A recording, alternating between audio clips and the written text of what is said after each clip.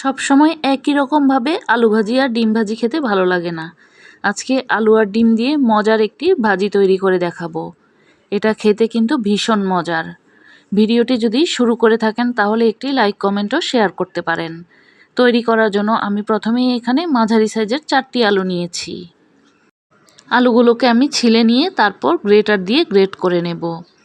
চাইলে বটি দিয়েও কুচি কুচি করে নিতে পারেন। আমি গ্রেটারের বড় অংশ দিয়ে গ্রেট করে নিচ্ছি।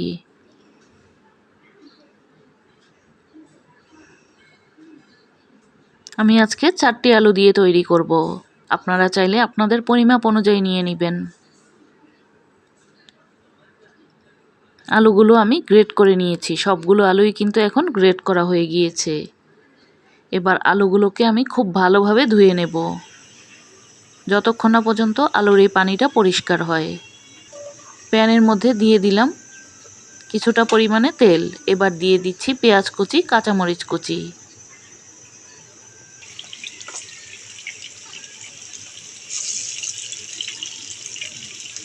দিয়ে দেব স্বাদ মতো লবণ।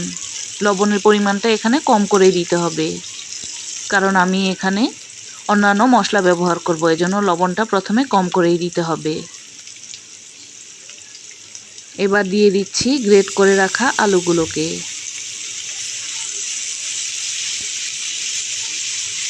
আলুগুলো প্রায় 3-4 মিনিটের মতো আমি একটু নাড়াচাড়া করে ভেজে নেব।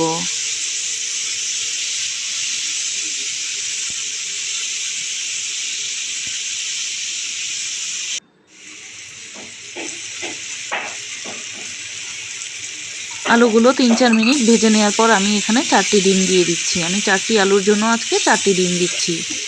আপনারা আপনাদের পরিমাপ অনুযায়ী তৈরি করবেন। আলুর সাথে ডিমগুলো নাড়াচাড়া দিয়ে ভালোভাবে ভেজে নিচ্ছি। আলু আর ডিম কিছুটা ভেজে নেওয়া হয়ে গেলে দিয়ে দেব বড় সাইজের একটি টমেটো, এই রকম কুচি করা। আমি টমেটোটাকে একদম কুচি কুচি করে কেটে নিয়েছি। টমেটোটা দেওয়ার পর নাড়াচাড়া দিয়ে আরেকটু মিশিয়ে নিচ্ছি।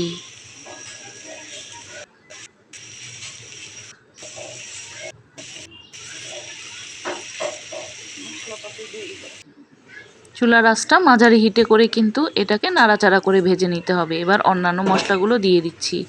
মশলা দেওয়ার সময় আমি চুলার আঁচটা একটু কমিয়ে দিয়েছি। দিয়ে দিলাম আধা চা চামচ কালো গোলমরিচের গুঁড়া, এই রকম 1 প্যাকেট ম্যাজিক মশলা, 2 টেবিল চামচ সয়া সস, দিয়ে দিলাম 2 টেবিল চামচ টমেটো সস। এই ভাজিটা বাচ্চারা কিন্তু ভীষণ পছন্দ করবে, একবার তৈরি করে দেখতে পারেন। আমার বাসার বাচ্চারা তো এটা ভীষণ পছন্দ করে। আমি এটা প্রায় সময়ই বাচ্চাদের তৈরি করে দেই। এখন নাড়াচাড়া দিয়ে খুব ভালোভাবে মিশিয়ে নিচ্ছি। এখানে কিন্তু কোনো পানি দিব না।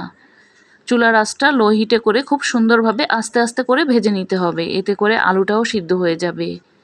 নামানোর আগে সামান্য একটু ধনিয়া পাতা কুচি দিয়ে দিলাম। এখন নাড়াচাড়া দিয়ে ভালোভাবে মিশিয়ে নিয়ে চুলাটা বন্ধ করে দিয়েছি। এখন কিন্তু আমার ভাজিটা একদম খাওয়ার জন্য রেডি। এটা লুচি, পরোটা বা রুটির সাথে খেতে কিন্তু ভীষণ ভালো লাগবে। ভাজিটা তৈরি করে নেওয়ার পর আমি 2টি পরোটা ভেজে নিচ্ছি, এজন্য তাওয়ার মধ্যে রুটি দিয়ে দিলাম। রুটি ভাজতে সবাই পারে, তারপরও যেহেতু আমি ভিডিও করছি এজন্য রুটিটা ভেজে দেখাচ্ছি।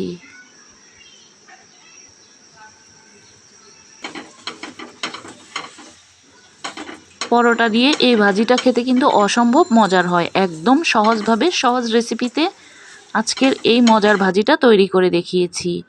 এখন কিন্তু নাস্তাটা তৈরি। দেখতে কতটা সুন্দর হয়েছে দেখে নিশ্চয়ই বুঝতে পারছেন।